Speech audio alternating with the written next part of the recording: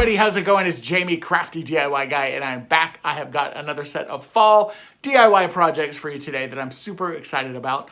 Also, I threw in a Christmas bonus. Why not, right? All of the retailers are getting Christmas things out already. I think all of us are just ready for this year to be over with. And I don't know about you, but I'm pretty excited about Christmas. It's one of my favorite holidays. It was one of my grandmother's favorite holidays as well. So I certainly love doing Christmas projects, and I always have lots and lots of Christmas decor around the house. This project was actually inspired by Michael's. I saw something at Michael's that was $20, and I was like, I'm gonna make it. So I did it for $5, and that's included at the end of the video. Hey, if you are one of my long-term subscribers, one of my long-term friends, thank you so much for being here. I really, really appreciate you guys.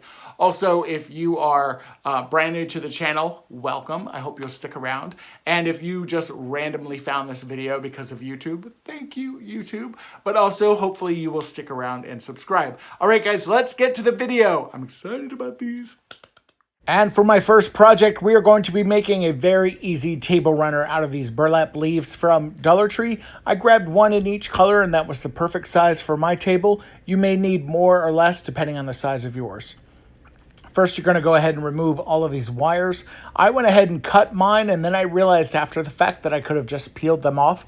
They're kind of glued down on top of the burlap leaves, so it's actually pretty easy to remove all of these by hand if you don't have one of these little cutting tools that I did pick up, by the way, in the Crafter Square section at Dollar Tree. And for the next part, we're going to start gluing our leaves together. All I'm going to do is take some hot glue and just start gluing the points of the leaves together. If you think about the way a table runner typically is, it's kind of down the center of your table.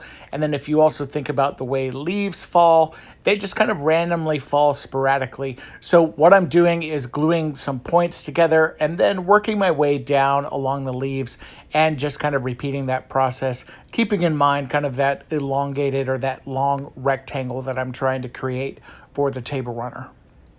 And once everything is dry, this is what it looks like. I absolutely love the way this looks. I saw a very similar one at Hobby Lobby for about $35. I recreated this for $5. Project number 2 was inspired by Jazz over at DIY Home and Crafts. I loved this wreath that she made with this wheat, so I wanted to make my own version of it. I grabbed some of the wheat bundles as well as one of these grapevine wreaths from Dollar Tree, and then I started cutting off those wheat bundles. The best way that I found to do this is to take your bundles and just kind of spread them out, kind of like I'm doing here. And then you can just take your Lineman Pliers or your cutters and just go right into the center and cut each one of those pieces off. I always keep my branches a little bit longer. I figure I can always cut them shorter versus making them longer. Once you have all of your pieces cut, then you can just go ahead and start inserting them into the grapevine wreath, kind of like so. The great thing about working with these is that these pieces really do fit nicely within the kind of the vines of the grapevine wreath itself. I really like working with these, and there's not a lot of hot glue. Almost no hot glue really is needed at all, unless you want some just to make sure you've got an extra good hold, or maybe you've got a grapevine wreath that's maybe not as tight as this one is. These pieces are fitting in nicely here, and what I'm trying to do with this grapevine wreath is just make sure that I've got all of my yellow colors kind of on the left side and then all of my oranger colors on the right side. And then as I'm creating my wreath, you'll see the colors starting to fill in, and then we'll join everything together in the middle with a nice bow. I'm also keeping some of that wreath showing, some of that grapevine wreath showing, because I do like that texture that I'm getting from there. Now for the bow itself, I'm going to take some raffia, and all I'm going to do is unbundle it and then loop it together in the form of a bow. Now, if you're working with raffia, you know that it can be a little challenging sometimes, and what I like to do is just grab a great big handful of it, wrap it around, make it into the bow shape that I want, and then just kind of trim away any of the excess. I'm not even worrying about the longer pieces of the bow right now. I'm just literally getting the shape of the bow set up now.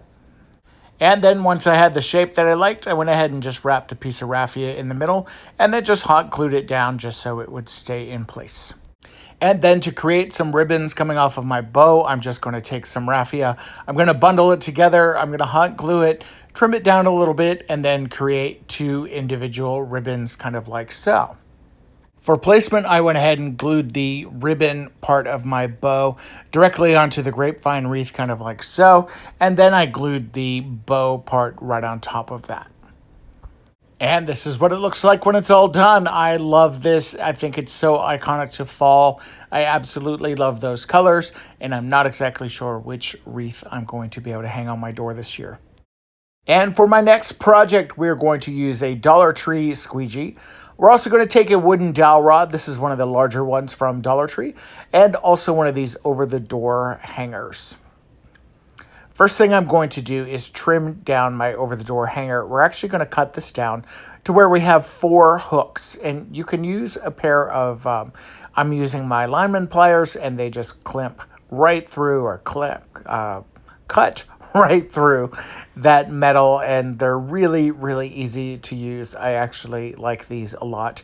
And then we're going to take a wooden dowel rod, and you can see it's a little bit longer than the 4, so we're just going to also trim that down with our Lineman Pliers here, and just kind of get that to be the same size.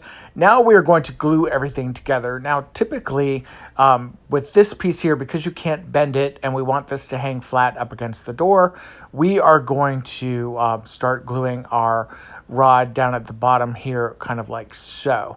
Rather than flipping this upside down, we're going to kind of keep it upside right, I guess is the right thing to say. And then for our hot glue here, you could certainly use E6000. Hot glue is just easier to work with when I'm doing a quick project like this. So if you want this to have a really good stronghold, I recommend E6000 or even some super glue. And then we're going to glue our dowel rod directly down to the bottom, kind of like so. And then we're going to add our metal hook piece as well. For that hook piece, what we're going to do is after that dowel rod has set, we're just going to make sure that that's good and solid, and then we're going to glue our metal piece right on the back, right on top of that dowel rod as well, kind of like you see here. Once your glue has dried, you're going to go ahead and take this outside and spray paint it. I gave it 2 coats of my Rust-Oleum dark steel paint. After everything dried, I took this burlap ribbon from Dollar Tree and just wrapped a little bit around the center of the rake just to give it a little bit of an added detail. Using some of my fall flowers from Dollar Tree, I just created a simple floral spray binding together some of the wheat, some of the burlap sunflowers, and some of the fall leaves. I then took some of that burlap ribbon and created several circles with it, and then just tied it off in the middle, kind of like so. And then I pinched it in the middle and tied everything together into a kind of a free-formed bow. Once I had everything tied down in the middle, then I just simply glued it down to the center of my floral spray and used that excess ribbon to tie it onto my rake. And this is what it looks like when it's all done. This is what it looks like hanging inside on one of my interior doors in my house. It definitely is beautiful on the wood, but when I take it outside and put it up against that eggplant door outside, it really pops then. To me, this screams fall, and I love this so, so much. And yes, I am giving you a Christmas bonus DIY. We might as well get started early, right? So first you're going to need a red truck ornament, kind of like so. I picked mine up at Hobby Lobby. I think it was $4.99, and then I had 20% off of that. I also had this over-the-door wreath hanger from Dollar Tree. So we're going to lay our truck ornament up against the wreath hanger, and the truck ornament will not fit completely flush up against the door hanger. But what I'm going to do is actually just trim it to fit. So you'll see that I'm marking kind of on the truck where I'm going to cut into it. And you can kind of see that the pickup truck has these running boards kind of along the bottom of the truck. So I'm just going to take my metal shears here, these snippers that I picked up at Dollar Tree, and we're just going to trim right on that line that I made. And as you can see, it cuts through this pretty easily, and it just bends right off. Once I've made sure that my red truck is going to fit flush up against the wreath hanger, I'm just going to take a Sharpie and draw a line under it where I want to add my hot glue. You could use E6000 for this if you wanted to, or super glue. Once I've put a generous amount of hot glue down, I'm just going to simply glue that truck in and hold it in place until it dries. Once it's dry and solid, then you've got the cutest over-the-door wreath hanger that I love so much. I want to put this out right now, and I think you could very easily make a fall version of this with pumpkins in it, or even a Halloween version of it. This is probably one of my favorite projects so far. I absolutely love this so much. Hey everyone, thanks for watching. I hope you enjoyed this video. If you did, give me a thumbs up and subscribe to my channel. Thanks so much. Take care. Bye-bye.